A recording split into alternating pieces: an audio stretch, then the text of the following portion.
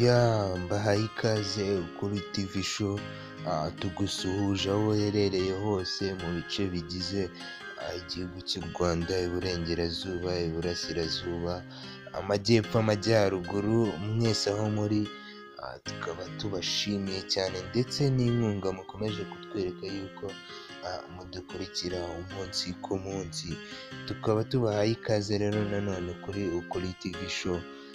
Tukaba tugiye kubagezaho ikindi kiganiro nyamukuru, ndetse kikaba ari ikiganiro ushobora kuba hari icyo wakungukiramo mu gihe wari uzi ko ibintu urimo ubirimo neza koko, kandi mu by'ukuri utabirimo. Kuri uyu munsi rero umutwe wacu uragira gute, cyangwa se inkuru yacu iragira iti: ibintu 10 bikwereka ko umwana w'umukobwa muri kumwe atagukunda habe na gatatu anakwishimiye. Iyi ni ingingo ikomeye rero buri wese yakagombye kumva, ubwo cyane cyane abo birabareba. Ikaba ari ingingo twagiye dusacinga ku mbuga nyinshi kugira ngo nibura buri muntu wese uri mu rukundo abe ari icyo yatoramo mu gihe mugenzi we atamukunda, cyangwa se hari ibintu bikwereka yuko uwo muri kumwe muri urwo rukundo atagukunda. Nyabuneka tega amatwi, ejo n'ejo bundi utazavomera mu rutete, cyangwa se utazavoma mu kijerekani kiva uzi yuko ejo kizuzura. Nyamara ibi bintu hari icyo byagusigira. Reka tuze tunyarukire ku mwanya wa mbere. Ku mwanya wa mbere turahasanga interuro igira iti: agerageza kuguhisha ukuri. Buriya mu rukundo twagiye tubigarukaho kenshi, burya iyo abantu bakundana ubundi bakabwizanyije ukuri kuva kuri 1 kugera ku 10, ku buryo nta kintu na kimwe bagomba kuba basiga inyuma mu bijyanye n'urukundo. Niba amubwiye ati umeze ute, wiriwe ute, yamubwiza ukuri nyine. Mubwiza ukuri, kuko ukuri kwanyu niko kuzatuma ejo n'ejo bundi hari igihinduka. Ariko nutangira kubona urugero, nutangira kubona umwana w'umukobwa utangiye kujya umwandikira SMS, wenda mu gitondo: wabyutse ute sheri, wabyutse ute shu, saa sita wariye, ukabona nyine we ntari kugusubiza, kandi mu by'ukuri ntabuze amayinite, ntabuze ndetse ntanabuze n'amafaranga yo kuba yagura amayinite, yewe n'umwanya ntawe ubuze yo kuba yagusubiza. Rero ujye ushyiramo ikibazo, uvuga ati se kuki buri munsi ngafata umwanya wanjye nkaba namwandikira, ariko nkabona wapi. Nkafata umwanya wanjye nkagerageza kumwitaho mu bijyanye no kumubaza uko yabyutse, ariko we nkabona ntari kunsubiza. Kubera iki? Ikindi nacyo kizabikwereka ni hamwe uzagira gutyo ukamuhamagara rimwe na rimwe kugira ngo we akwereke yuko ahuze, akakwihorera, igacamo bikarangira. Mu kanya gatoya, mu masegonda nk'atanu, ukongera ukamuhamagara, wenda kugira ngo abone yuko agukura mu isoni, akaba mbese arayifasha, ariko ayifashe nyine wumva ameze nk'umuntu uhuze cyane. Ari kukubwira ati rwose reka tuze kuvugana mu kanya gatoya, reka tuze kuvugana, hari utuntu ndimo, cyangwa se buretse iminota 5. Burya umuntu uzakubwira ibyo bintu kandi mu by'ukuri umwizeye nk'umukunzi, ntabwo biba biri sawa. Yego hari igihe aba ari mu kazi byumvikana, ariko se niyo yaba ari mu kazi nta pause agira? Nibura byagafasha mu kazi, agafata pause mu gihe cya pause saa sita, akaba yaguhamagara, ariko urategereje saa sita birarenze. Nijoro ubwo atashye utegereje yuko aza kuguhamagara urahebye ahubwo niwe umuhamagaye.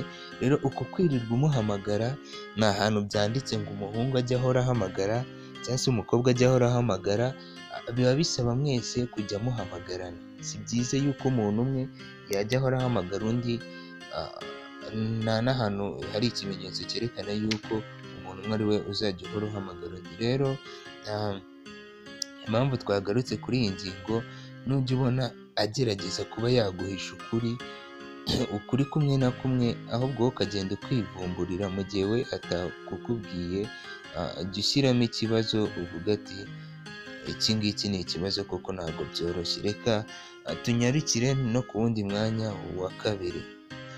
Dukomeje ku mwanya wa kabiri, ikindi kintu twasanga rwose gishobora kukwereka yuko umwana w'umukobwa atakwishimiye atanagukunda, habe namba. Ikindi ni guhora kuganiriza abandi bahungu kandi muri kumwe. Iki ngiki ni ikibazo gikomeye cyane. Urabyumva koko, niba uri kumwe n'umuntu mukundana, uzi ko mukundana kandi mu by'ukuri byahe, wowe ukajya uhora wumva ari kugutera sitori z'abandi bantu, ari kugutera sitori z'abandi bahungu, uko bateye, uko bameze, sinzi ngo ni amabogari, sinzi ngo ni amajeya, sinzi ngo ni muremure, sinzi ngo arabyibushye, sinzi ngo afite ngo agataye ngo keza ngo kananutse kagezweho. Nyine ukajya wumva ahubwo wowe ameze nk'umuntu uri kuguca intege mu byo urimo, ukajya wumva nyine ari kuvuga ibintu bihambaye n'uko uteye, bihambaye n'uko umeze. Mu by'ukuri nyine biba ari bya bintu nawe ushobora kumva mu matwi ukumva mbese bimeze nk'aho ari kugucyurira, cyangwa se ari kuvuga ibindi bintu wowe bitakoroheye, cyangwa se bitakumvisha vuba, amatwi adahita yakira n'ubwenge bwawe. Urumva nyine umwana w'umukobwa iyo atangiye ati jye nkunda ngo abahungu ngo b'ababogari, ngo abahungu ngo b'amajeya, nkunda umuhungu uteye gutya, kandi mu by'ukuri muri kumwe ariko ari kukuganiriza abandi bahungu bagenzi bawe, cyangwa se abo ajya abona ku muhanda, cyangwa se abo ajya abona mu mafilime, reka sinamenya. Ugasanga nyine yavuze mu by'ukuri uwo mukobwa aba yarakurambiwe, ahubwo aba yarabuze uko akwikuraho.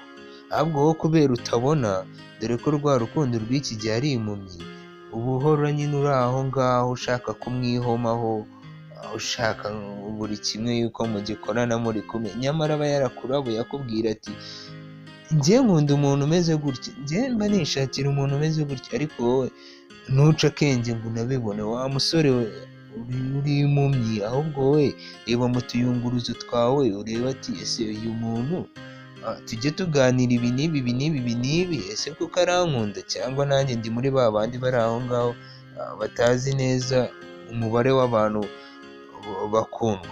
Nuko rero biba bimeze, nubona umukobwa ari kugenda akuganiriza bagenzi be, agenda akubwira ati gutya na gutya, gutya na gutya, nkunda umusore umeze gutya, ntabwo umusore umeze gutya, jya ubishyira mu mutwe nyaboneka, ahubwo hasigare wowe kuba hari icyo wakuramo, kuko aba yarakurambiwe, yarabuze n'uko abikubwira.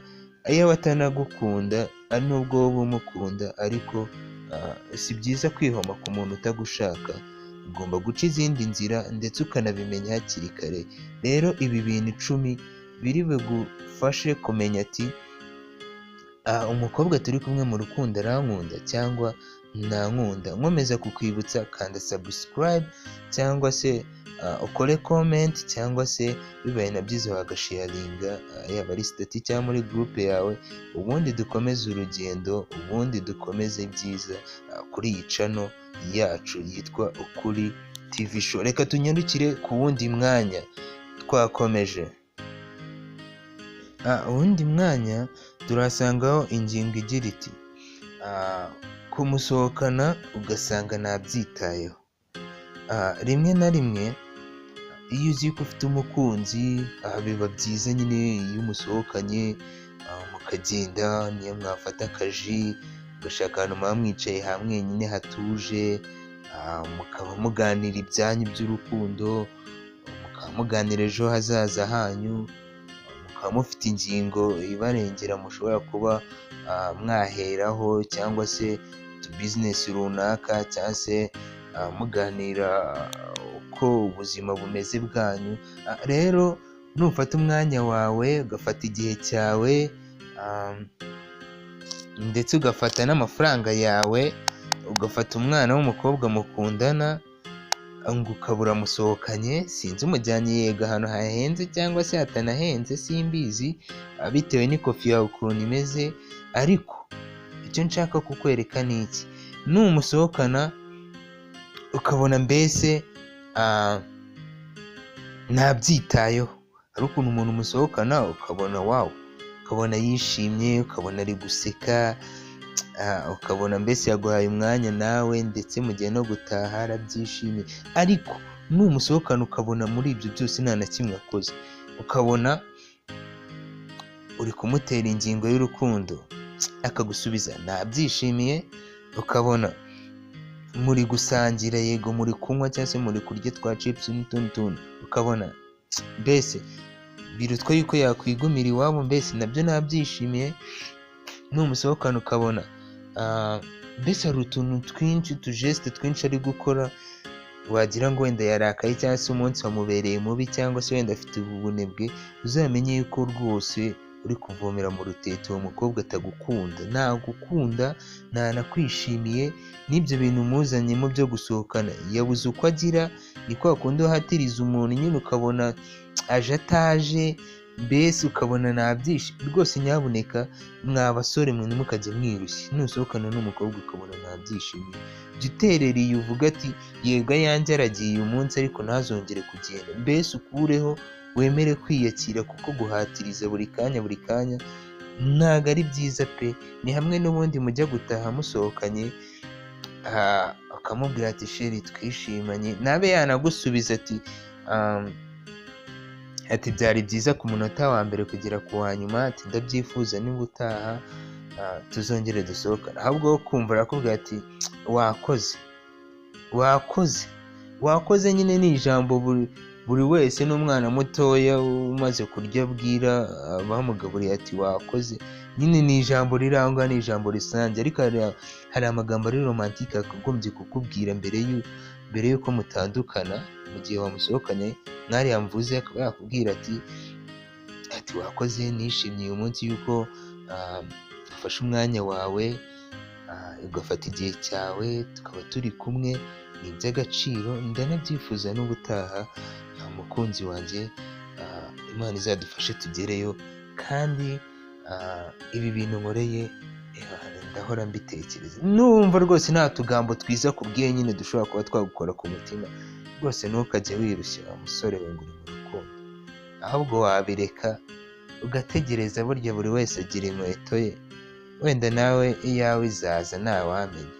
Iyi ngingo rero ikaba ari ingingo ikomera kubyumva, ariko iyo uri umuntu ushyira mukuru, uri umuntu uzi gusesengura cyangwa se kwita ku kintu wakoze, iyi ngingo rwose yagufasha, kandi muze kunyandikira no muri komenti twumve koko zino ngingo niba hari icyo zabafasha. Njye iyanjye narangije kuyitoramo, ahubwo mwebwe hasigaye iyanyu, buri wese mbese yirebe mu kayunguruzo ke, ntabwo ari buburemo amagambo agera muri angahe ashobora kuba yakuramo. Reka rero dukomereze ku wundi mwanya, ubwo buri wese akomeze yiyumve. Dukomeje ku wundi mwanya, buri wese kugira ngo agire icyo atoramo, reka tunyarukire ku mwanya wa 4. Dukomeje ku wundi mwanya, uyu mwanya turahasangaho naho ikintu gikomeye cyane kigira giti kumwandikira mesaje ziruta izo we akwandikira cyangwa se akohereza.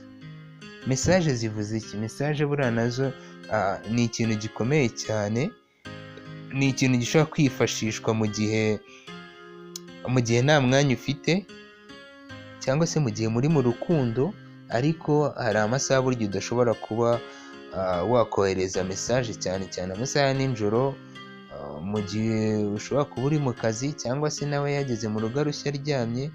Burya biba byiza iyo ukoresheje message, kandi message kuyisubiza ntago bitwara umwanya munini cyangwa se ngo bitware igihe kinini. Mu by'ukuri message ni indi ngingo ishobora kukwereka yuko umukunzi wawe, yaba ari umukobwa yaba ari n'umusore, rwose atagukunze, atanakwitayeho, uri no kumubangamira. Ndetse ngaho ibaze nawe rwose, ni urugero ubwo ngiye kubaha. Ibaze wandikiye umwana w'umukobwa SMS, mu gitondo urayimwandikiye, sibyo? Kandi ubwo turacyari mu gitondo, ugeretseho indi ya kabiri, ugeretseho n'indi ya gatatu. Ubwo koko iyo ubonye umuntu yakuriye sini muri ubwo buryo, nta nubwo naruha, nta nubwo nacika intege, ibyo bivuyeho. Saa sita zirageze, urongeye urakubitiye, uramwandikiye amabaruwa. Umukobwa mu gitondo yakwihoreye, saa sita urongeye uramwandikiye, uri kubona ntari kugusubiza.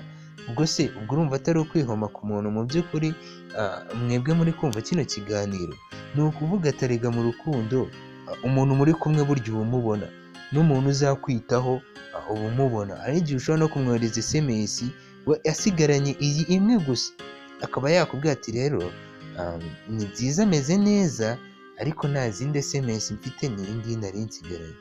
Mbese akanabisobanura, ariko uramwohereje shwida, uramwohereje shwida. Biriya rero bigaragaza yuko uri kwihoma. Ndetse n'abahanga mu rukundo bavuga yuko iyo ukomeje kwandika zino SMS, wowe ufatwa nk'ikigoryi kuri wa muhungu, ufatwa nk'ikintu kiri aho ngaho kiri useless, mbese ikintu kidafite n'agaciro kuri wa mukobwa. Ukongera ugafatwa nk'ikintu kidafite agaciro nanone kuri wa mukobwa. Mbese SMS buri kije iravuga ati dore nk'iki ngiki kiba kiri kunyohereza SMS, ese nk'ubu ngubu kiranyohereza SMS kimbaza iti. Mbese agufata nk'ikintu kiri aho ngaho kidafite agaciro,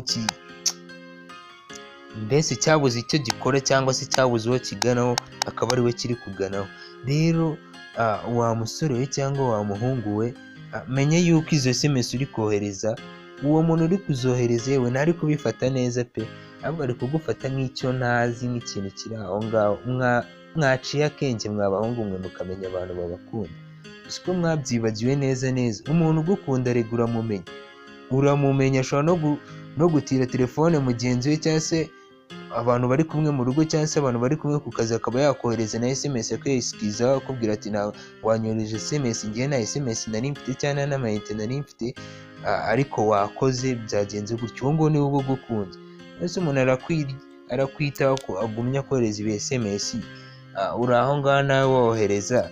Ubwo se urumva atari bagufate nk'ikigoryi, cyangwa ngo agufate nk'ikintu kiri aho ngaho kidafite agaciro, wa mugani waba abahanga mu rukundo, kuko bahita bagufata gutyo. Reka tunyarukire no ku wundi mwanya, ariko nyaboneka buri wese yisange muri kano kayunguruzo, kugira ngo bimufashe kuba yahitamo, cyangwa se bimufashe kuba hari icyo yagetinga mu kijyanye n'ubumenyi bw'urukundo. Reka tunyarukire no ku wundi mwanya. Twakomeje ku wundi mwanya ugira uti kwiruka ku mukobwa we atakwitayeho. Ushobora kumva rino jambo kumva ni ibintu nyine biri aho ngaho, ariko mu by'ukuri ni ijambo rikomeye cyane. Ni ijambo kandi rijya riba ku basore bagitangira gukunda, cyangwa se ushobora kuba unazi yuko ubirimo cyane, uri mu rukundo, ariko mu by'ukuri byahe byo kajya, ahubwo uri aho ngaho umeze nk'umuntu uri kunyonga igare, ava i Bugesera aza i Kigali, yongera ava i Kigali ajya i Bugesera, azi yuko ahubwo ari kuva i Kigali ajya mu zindi ntara, kandi mu by'ukuri uri gukora zero waka. Iri jambo kwiruka ku mukobwa we atakwitayeho rigaragaza ibintu byinshi.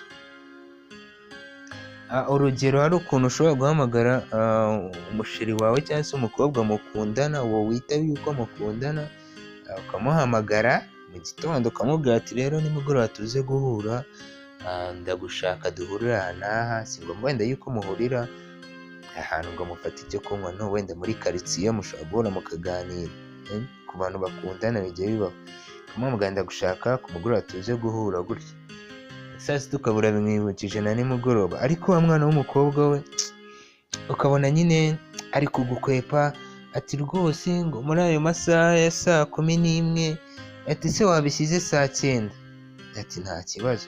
9:00 wagira gutya wamukoraho, ati rwose, ati mu rugo hari utuntu bantumye, ati uyu munsi ntabwo nabashije kuboneka. Kandi mu by'ukuri yari yakwemereye isaha ya 9:00, wenda ngo nibwo uza kuboneka cyangwa se nibwo we aza kuba yabona umwanya, wowe ukabyihanganira nyine tu, ahubwo ugasanga niwe wishe ya gahunda kubera yuko ya ngingo iratubwira iti kwiruka ku mukobwa atakwitayeho. Ugasanga ahubwo wowe uri kugerageza kumwitaho, arakubwira ati ngo mama yantumye, cyangwa se nagize izindi gahunda zitandukanye. Gute se kandi hari ibyo mwari mwumvikanye, ibyo ukabyihanganira? Si umunsi wa mbere ukavuga ati wenda bibaho, umuntu agira utugahunda, agacamo icyumweru ukongera ukamuteguza.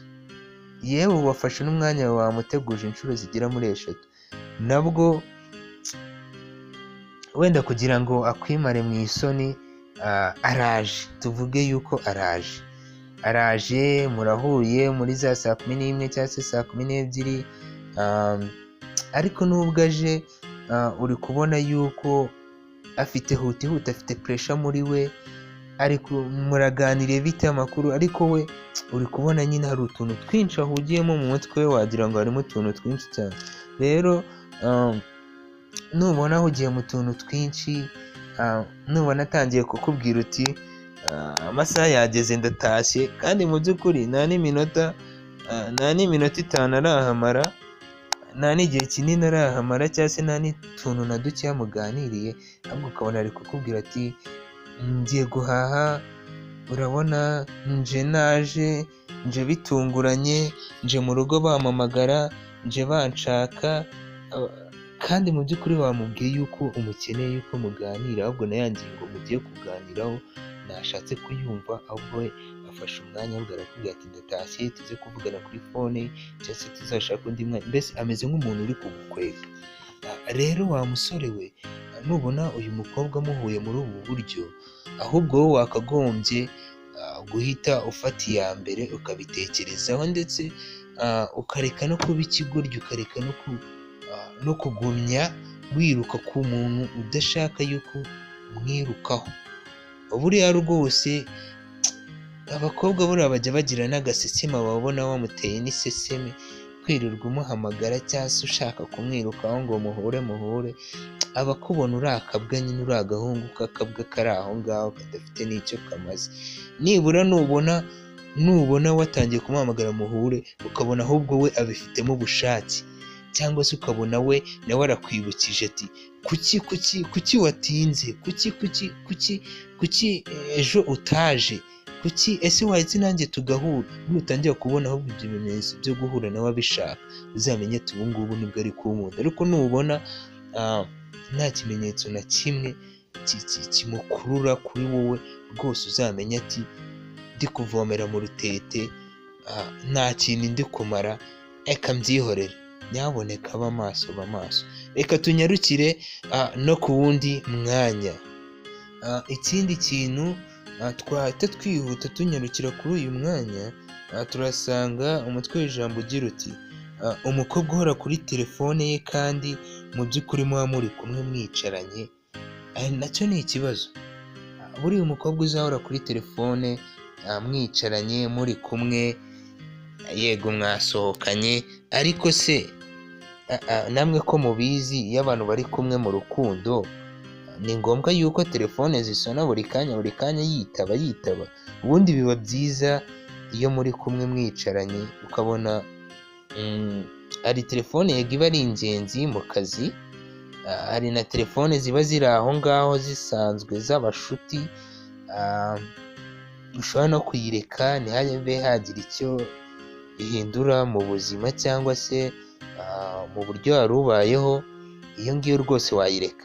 Hari na telefone iyo yo mu kazi, iyo wayitaba, ariko icyiza cya telefone zo mu kazi ntago zirambirana, ni ukukubwira arasa ku ngingo tayari ukamenya ati ndasubira mu kazi, cyangwa se hari akazi, cyangwa se ejo ntituzakora. Ibyo biba bihagije. Ariko noneho nusohokana n'umwana w'umukobwa ukabona telefone iramuhamagaye, uzahita unibwira ko si yo ku kazi, kuko ku kazi buriya bakubita babangura. Ukabona mbese afashe telefone aritabye, baravuganye umwanya munini, iminota 4, 5, 6, ubwo muri kumwe mwasohokanye cyangwa se yaje no kugusura, cyangwa se wowe waje no kumusura, uzamenye yuko uyu muntu uri kuri telefone cyangwa se uyu mwana w'umukobwa wita yuko muri mu rukundo pe naba nagushaka, yewe nta nubwo aba nakubaha, yewe aba afite nk'ukuntu agufata nyine nk'icyo nazi kiba cyabuze aho kijya. Buriya abana b'abakobwa nuko batavuga baba bicecekeye, buriya baba badusuzuguye, yewe no kukurukaho bibaye ngombwa yakurukaho pe, kuko aba avuga ati se uyu muntu buri kanya iyo niruhukiye aba nguyeho, iyo yaruhutse aba ashaka yuko tuba turi kumwe, ubundi yabuze icyo akora, yabuze iki? Ubwo rero kwitaba telefone kuri we mbese biba bisa nk'aho agiye mu yindi si yibohoye, mu gihe wowe wari wamuboshye. Rero nuko utabizi wa musore we, nubona yitabye indi ya kabiri cyangwa se akitaba indi ya gatatu, jya umenya ati yewe bya bintu si ibyanjye ahubwo bifite ba nyirabyo. Uwo nguwo ahubwo uri kumuhamagara ushobora no gusanga ari we ashobora guha keya, kuko n'ubundi niwe yahaye wa mwanya iminota 5, iminota 10. Ngahibaze nawe umuntu yagusuye ariko yibereye kuri telefone iminota 10. Ubwo rero urumva ntabwo nyine biba ari byiza, nta nubwo biba binagaragara neza. Mu by'ukuri nta nubwo aba anakubaha. Buriya umuntu ukubaha ashobora no kukubwira ati shere reka nitabe telefone, birashoboka kuba ari iy'ingenzi, ariyo ku kazi cyangwa se ariyo muri famiye, akaba yayitaba n'uburyo asubiza ukanabyumva yuko ya telefone kuko yari ingenzi. Akaba wenda ari ibibazo byo muri famiye bibaye bitunguranye, ariko ku kazi bamukeneye bitunguranye, aho ngaho rwose nawe ubwaho ubu nabyumva yuko mwicaranye. Ariko se muricaye cyangwa se n'undi musore umuhamagaye, n'undi mugabo cyangwa se runaka aramuhamagaye, ugiye kumva bateye story, atarega reka dupange wenda muri kiriya cyumweru ari nibwo tuzasohokana, nanjye nibwo nzabona umwanya, ati muri iyi minsi ndabuze, n'ubu ngubu ndabuze, hari umuntu turi kumwe, reka dupange muri kiriya cyumweru tuzabe turi kumwe. Ugasanga nyine ari kukwerurira, ariko wowe nushaka kugira ute, nushaka kumva yanginga, ahubwo ari kukwerurira, ari kukwereka yuko atanakwitayeho, ari kukwereka yuko nubwo wamusohokanye cyangwa se muri kumwe yafashe umwanya nawe wawufashe, ari kukwereka yuko uri ikiguryi n'ikibwa, uhora umwirukanka inyuma mu majipo n'ibikanzu, uri aho ngaho nyine urasamye. Ahubwo wowe nushaka kumenya ati wagwani bimeze gute, uyu mwana w'umukobwa arankunda, ese uyu mwana w'umukobwa tuzubaka? Urumva nyine ni hamwe nyine usanga umwana w'umukobwa nyine byabaye ngombwa yuko akurikira ibya mirenge, kandi mu by'ukuri atari ko byakagenze. Wowe wakagombye gushyira mu kayunguruzo kawe ukamenya ati umuntu turi kumwe arankunda cyangwa se ntankunda. Dukomeza kukwibutsa kandi subscribe cyangwa se ukore kuri iyo nzogera kugira ngo buri kiganiro uzajya ubona kijye kiza ku mwanya wa mbere muri telefone yawe ya YouTube, cyite kisetinga kiza imbere wumve ibiganiro by'ubwenge. Reka tunyarukire no ku wundi mwanya. Tunyarukiye ku wundi mwanya turahasanga umukobwa utajya ukubaza iby'ubuzima bwawe bwite, umukobwa udashobora kuba yagira amatsiko avuga ati uyu musore dukundana ese abayeho ute, akunda iki, yanga iki, ni iki kimunezeza, ni iki akunda kurya, iyo yaruhutse aba yumva ashaka iki cyo kurya, njye magera wenda mutekere, njye magera wenda mufashe uturimo two mu rugo, njye magera mukorere udusuku, tujye dufata umwanya dutembere, ese uyu muntu akunda iki. Mbese ni wowe wa musore we, nubona umwana w'umukobwa mumaranye umwaka wose, tureke n'umwaka burya uba ari mwinshi, amezi 7, amezi 6 agize umwaka, nubona mumaranye icyo gihe cyose umukobwa atarakubaza ati ukunda iki, ataragira amatsiko akubaze bimwe mu buzima bwawe ukunda, ibyo ngibyo byose mbabwiye uzamenye yuko harimo ikibazo kandi mu by'ukuri kitoroshye, ikibazo kinakomeye ndetse kuko buriya umuntu ugukunda cyangwa se umuntu ukwitaho uzabibona kenshi akubaza ati ukunda iki, ese wanga iki, ese ni iki kigushimisha, ese uba ubona urukundo unkunda nakwitwaramo gute, ni iki nakora kugira ngo nakubabaza, nyine akajya ahora akubwira nyine utuntu tujyanye n'ubuzima bwawe. Uwo mukobwa rero ukubaza mbene utwo tuntu aba agukunda, ariko se umukobwa ntazi itariki yawe y'amavuko, murabizi neza yuko itariki y'amavuko ari ingingo iba ikomeye mu bintu bijyanye n'urukundo, ariko ntazi n'ukwezi, urumva. Ikindi umukobwa yego nigeze anabikubaza pe, ikindi umukobwa nashaka kumenya ababyeyi bawe, nashaka kumenya inshuti zawe, nashaka kumenya ubuzima bwawe ubayemo bwite, niba ufite n'ababyeyi cyangwa se utabafite, ubwo se uwo mukobwa nashaka no kumenya aho utuye, niba utuye muri Kigali cyangwa se utuye mu ntara, cyangwa se ufite ubundi buryo ubayeho bw'ubucumbitsi cyangwa se uri imfubyi, ibyo byose nashaka kubimenya. Rero umukobwa umeze gutyo nyaboneka ushatse wanamwihorera pe, kuko bihita bikwereka yuko nyine ari umuntu uri aho ngaho utanashaka yuko nyine munakomezanya muri rwa rukundo, ahubwo ni wowe uba ufite ikibazo cyo kuba wakomeza umwiruka inyuma, kumwe twabivuze, ukomeza umwiruka inyuma mu majipo, ushaka yuko mukundana, ukomeza umuhatiriza, kandi mu by'ukuri we ntabirimo habe na gato.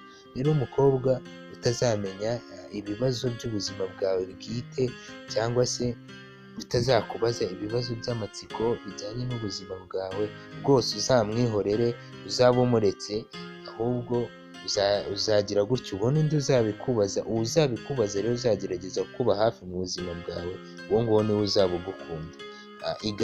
Iga kuba washyira mu kayunguruzo umenye ati umuntu umeze gutya arankunda cyangwa se ntankunda, umuntu ugerageza kunyitaho muri ubu buryo arankunda cyangwa se ntankunda, byose byige urabisanga muri kino kiganiro, yewe niba ngombwa unasubiza inyuma. Reka tunyarukire no ku wundi mwanya, reka dukomeze ku wundi mwanya. Ku wundi mwanya turahasanga umukobwa uhuzagurika cyangwa se wisubira. Umukobwa uhuzagurika cyangwa wisubira aba ameze ati? Umukobwa uhuzagurika ni wa mukobwa nawe usanga ari wa mukobwa usamara, wa mukobwa uba utari hamwe, wa mukobwa usanga ushobora gusanga afite aba boyfriend nka 3, 4, 5 bashobora kumukemurira ibyo ashaka.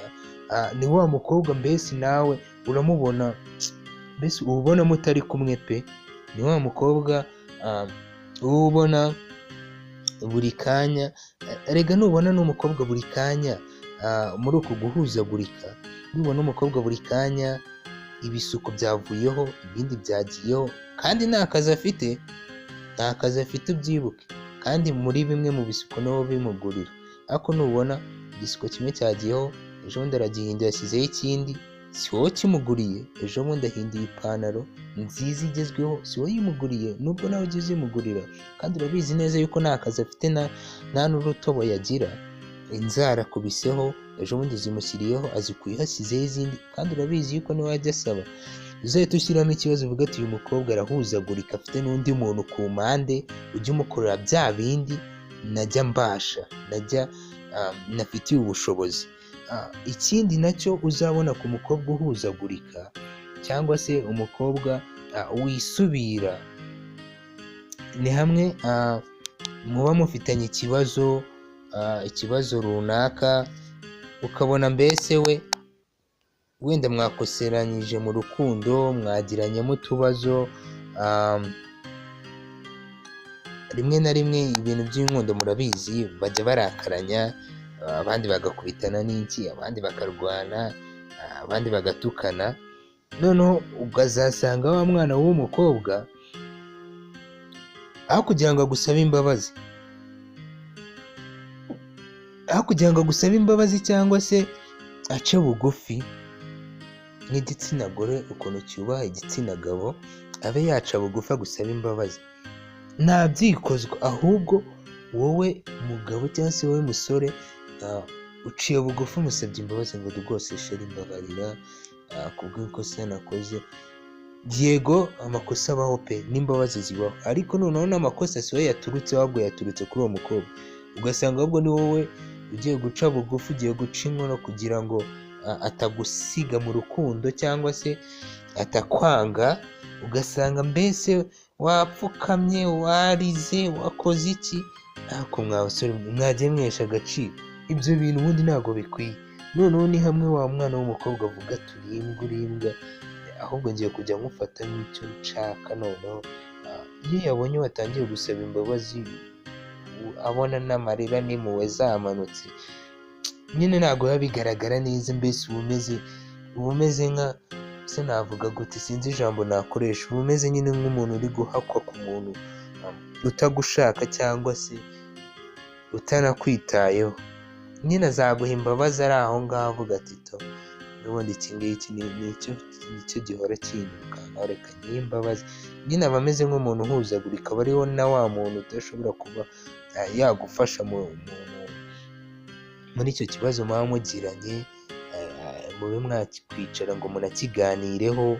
Niba mwari mutukanye mube mwasasa inzobe musabane imbabazi mwembi. Usanga ari wowe wa mbere ufata iya mbere yo gusaba imbabazi. Niba ari cya kibazo wenda cyabayeho mu rukundo, usanga aba ari wowe wa mbere musore wafashe ijambo rya mbere ryo gusaba imbabazi, kandi mu by'ukuri atari ko byakagenze, nawe yakunganiye akaba yagusaba imbabazi. Rero nibigenda gutyo uzamenye uti nabwo harimo ikibazo, ntabwo byoroshye. Ubwo rero urumva ni ibintu bisaba nyine kuba washyira mu kayunguruzo, bisaba kuba hari icyo wakwiga cyangwa se wamenya mu bijyanye n'urukundo.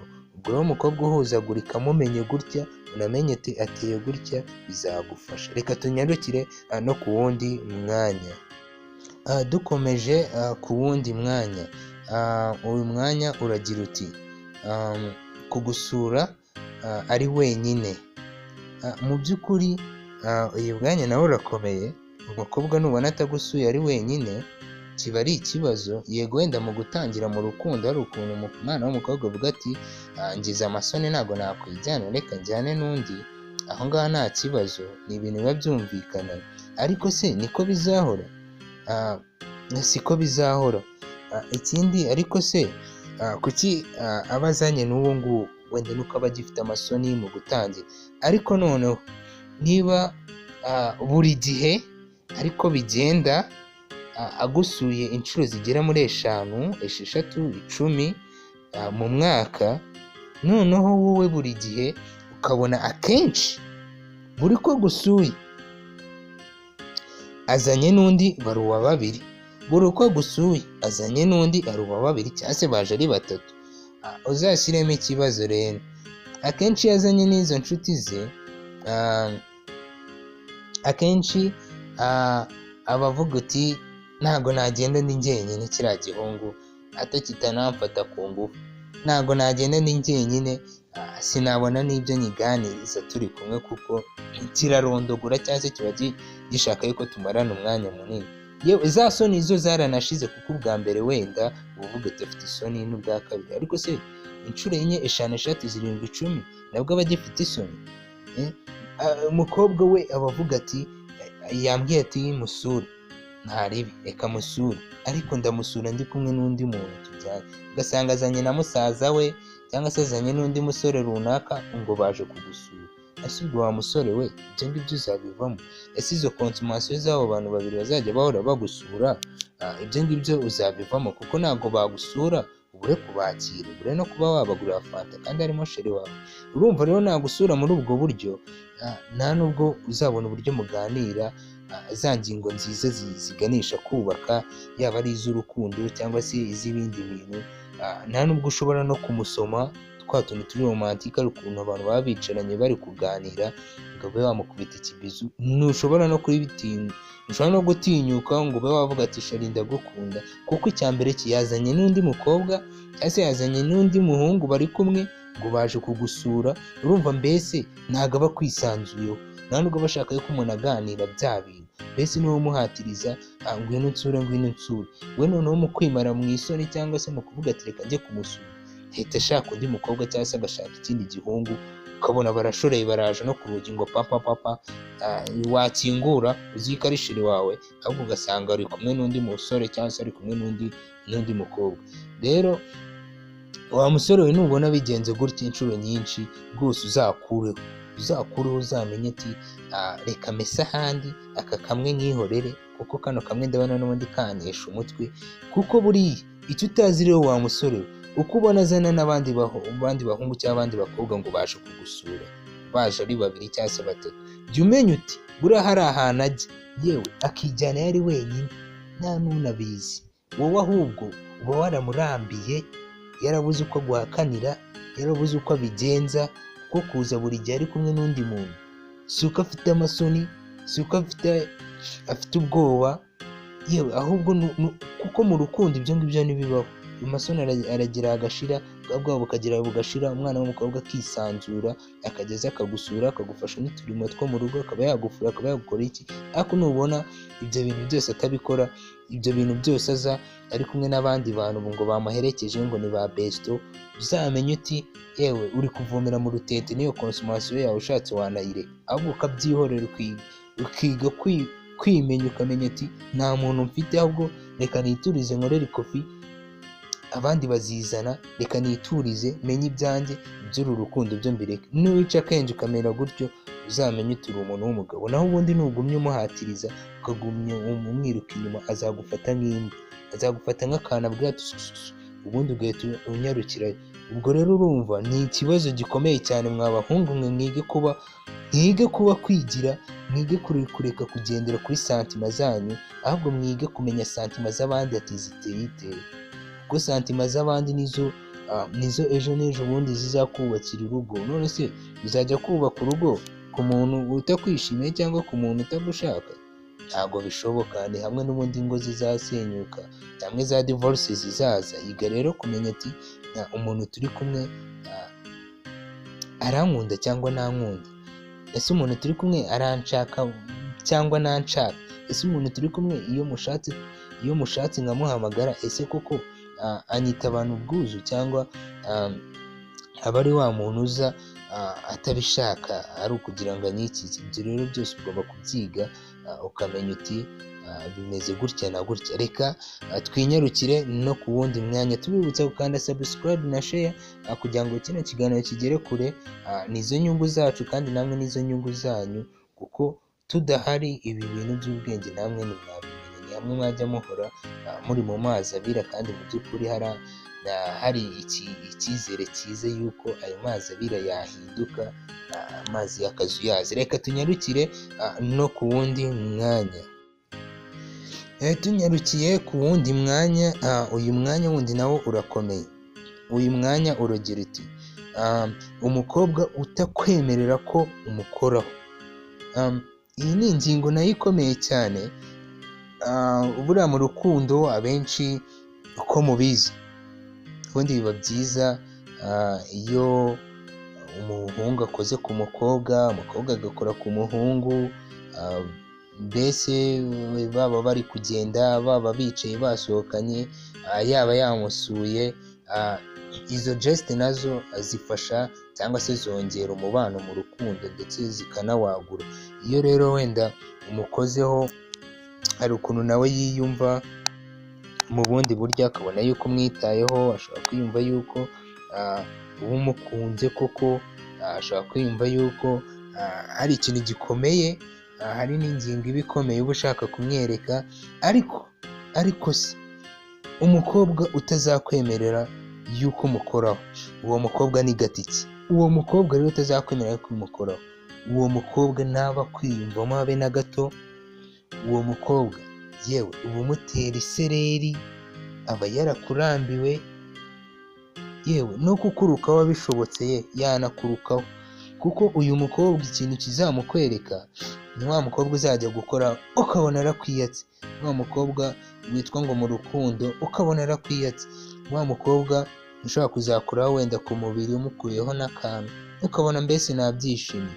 Rero umukobwa umeze gutya, umukobwa uhora ukoraho, umukobwa ushaka nyine ari ukuntu muba muri kumukumva mbese wamukoraho ukabona arakwiyatse, nakubwira ngaho ubundi ngo ubumbaze, ariko ubundi uba murakoraho ushaka iki, ngaho ubundi ibiki n'ibiki, nyine ukabona ibintu byose nyine yabikomeje, yabigize intambara, kumukoraho ni ikibazo, ntashaka yuko umukoraho. Ubwo rero wa musore we uzicare wige umenye uti uyu muntu se ko ari kwanga yuko nanamukoraho, uyu muntu se ko iyo turi kumwe mu bandi iyo mukozeho kiba ikibazo mbona adeba urujijo. Buriya ni ukuntu n'abakobwa baba bashaka kwihagararaho, ariko iyo bari mu bantu bari benshi, wenda ari ikigurupe cyangwa se ari abashuti benshi, ubundi iyo umukozeho yakagombye guhita bigira ishema, ariko se uri kumukoraho ahita kureba ikijisho yahise yikubita, icyo ngicyo kiba ari ikibazo. Buryo ntabwo aba agukunze, nta nubwo aba anakwitaye, nta nubwo aba anakubashye. Umukobwa uzagukora mbene ibyo bintu ukabona ntari kumva, mbese ari kumva umujena, burya jya usubiza amaso inyuma, ugenda urebe n'utundi tudefo twe, ugenda ureba n'utundi tuntu yagiye agukorera tutari twiza, dushobora no kuba twagutamaza mu bantu mu gihe runaka. Nyabuneka ubone gufata umwanzuro wo kumukunda, kuko buriya ntabwo aba akwiyumvamo pe, nta nubwo aba agushaka, ahubwo we nuko aba yarabuze uko yabivuga n'uko yabigenza. Ariko iga rero kumenya uti uyu muntu ndamufata muri ubu buryo, ndamufata gutya. Iki rero nacyo tugisanga kuri uyu mwanya, tugisanga kuri uru rutonde rwo kuba umukobwa wamukora akakwiyama, akakwitaza, kandi mu by'ukuri mu rukundo bitakabaye, ahubwo byakabaye byiza yuko agukoraho nawe ukamukoraho, intero ikikiriza. Rero nibigenda gutyo uzamenye uti kabaye, reka mese ahandi ndebe uko ni wenda aho imyenda yakwera. Mu gihe uyu nguyu bitari gukunda, shaka undi mwibagirwe. Reka rero tunyarukire no ku wundi mwanya tugenda dusatira umusozo. Abakunzi ba kuri TV show, reka dukomeza tugana ku musozo.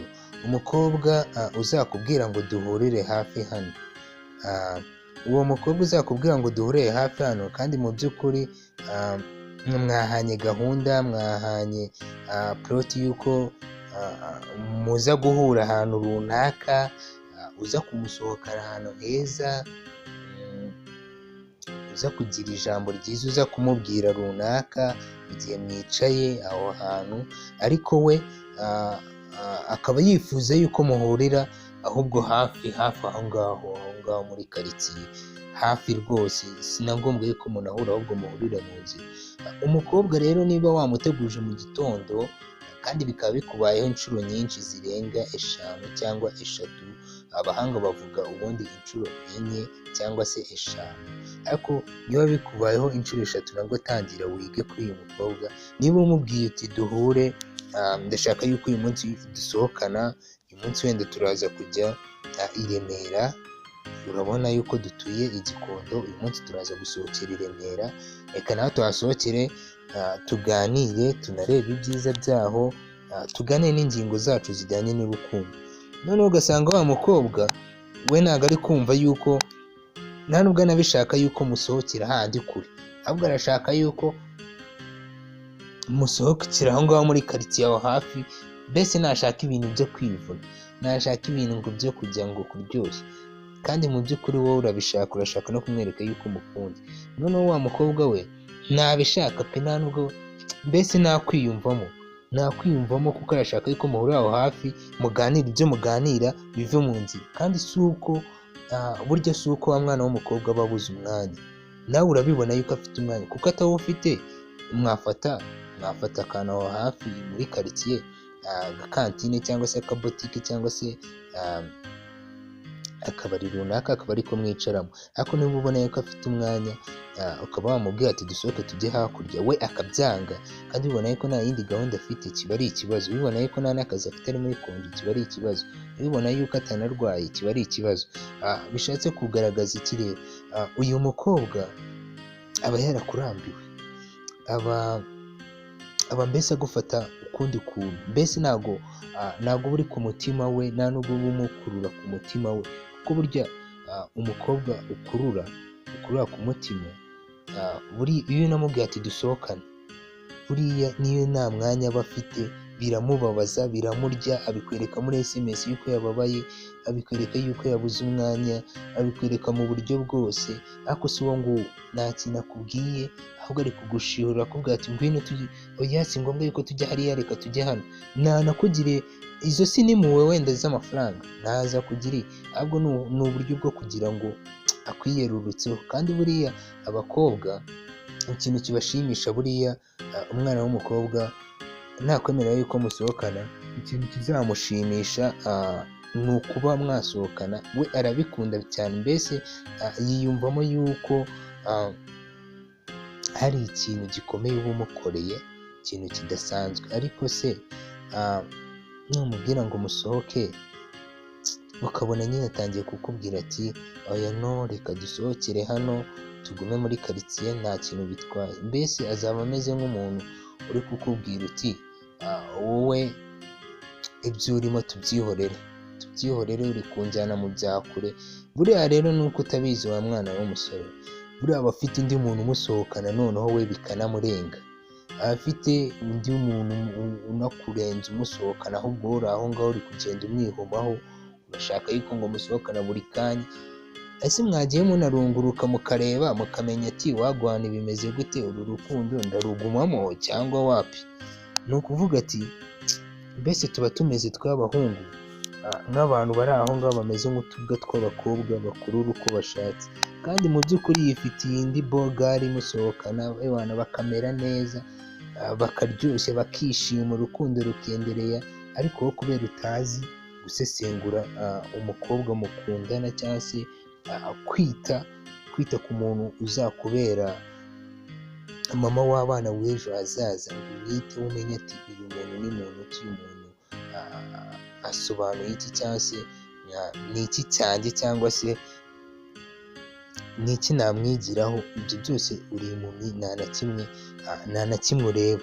Rero niba nta na kimwe ureba, ni hamwe uzahora mu ruziga, uri aho ngaho kuyobora uko ashaka, akwiryaho uko ashaka, aguca amazi mu nshuti zawe, atifuza yuko yanakwerekana mu nshuti. Ibyo byose ni ibimenyetso bizagenda bikwereka yuko uyu mwana w'umukobwa rwose atakwitayeho, atanagukunda, yewe nta n'icyo umaze mu rukundo rwe. Urumva rero biba bisaba kwiga ku muntu, ukamenya ati uyu muntu ni runaka, ukamenya ati uyu muntu arankunda koko, uyu muntu antekerezaho. Burya biba byiza iyo wize ku muntu mukundana, ukamenya ati ni gutya. Rero bakunzi ba Ukuri TV show, reka dusozereze aha ngaha. Mu minsi iri imbere nabwo tubafitiye ikindi kiganiro cyiza kizagira icyo kibamarira. Kuri uyu munsi rero tukaba dushimiye buri umwe wese, dufashe amashimwe, dushimiye abantu bari kudukurikira kuri YouTube, tukaba dushimiye abantu bari amajyaruguru, amajyepfo, iburasirazuba, iburengerazuba, umujyi wa Kigali. Buri wese uba wafashe umwanya we, buri wese uba wafashe amafaranga ye akagura amayinite, akaba yanyarukira kuri iyi channel, cyangwa se akaba yabona ijambo ryiza nk'iri ngiri kuri channel ya YouTube rishobora kuba ryamwubaka. Uwo rero turamushimye cyane, kandi Imana igumye imufashe, igumye imuhereze urukundo rwa nyarwo, imuhe kuba hari icyo nawe yatoramo, kandi imuhe kwihangana mu gihe bitagenze neza. Ibyo byose rero turabibasabira ku Mana. Rero tugumya tubasaba mukande subscribe, comment na share, buri kiganiro cyose kizajya kiza kugira ngo ujye uhita ukibona, bikaba ari bya biganiro by'ubwenge, bya biganiro mugezwaho n'umuhungu wanyu, bya biganiro buri wese ashobora kuba yaturamo, kabone nubwo ingingo ziba ari 10 cyangwa se tuba dufite topic 10, burya ntabwo hashobora kuburamo 3, 4, 5 nibura zishobora kuba hari icyo zakwigisha cyangwa se zaguteguza ejo hazaza hawe, cyangwa se hari icyo zagusigira, cyangwa se na mugenzi wawe waba uzi ko afite kino kibazo ukaba wamubwira akanyarukiraho akareba burya nawe byamufasha. Reka rero dusozereze ahangaha, buri wese turamushimiye, buri wese ku nkunga yiwe atanga turamushimiye, kandi mujye mwibuka gusharinga kugira ngo natwe umwanya tuba twafashe tujye tuwubyaza umusaruro. Mwakoze cyane rero, Imana ibahe umugisha.